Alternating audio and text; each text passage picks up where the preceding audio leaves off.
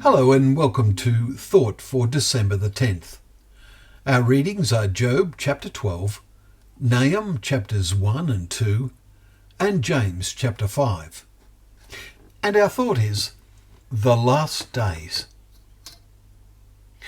Today we completed reading the letter of James.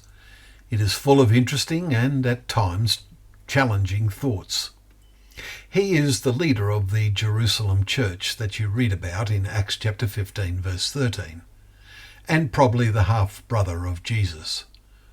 As the chief spokesman for the believers at Jerusalem, not long before the city was encircled and finally destroyed by the Roman armies in AD 67 to AD 70, his comments in the final chapter are mainly directed at the situation that had developed there. Here is 30 years after the ecclesia had been established around 30 AD. There is fairly conclusive evidence that James was martyred in AD 62. So James is writing to warn them of their approaching last days, as he says, "Weep and howl for the miseries that are coming upon you. Your riches have rotted. You have laid up treasure in the last days. You have lived on the earth in luxury and self-indulgence." Chapter 5, verses 1 to 3 and verse 5. And so this is very true of today in Australia.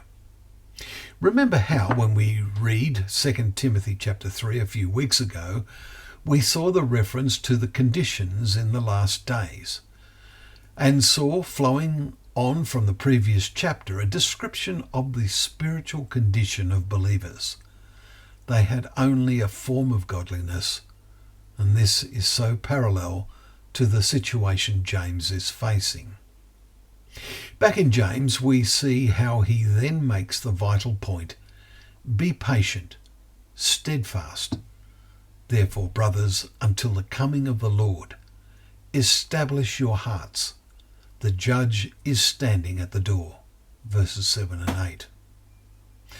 These words apply so much to the world today as we live in the end of the times of the Gentiles or non-Jews.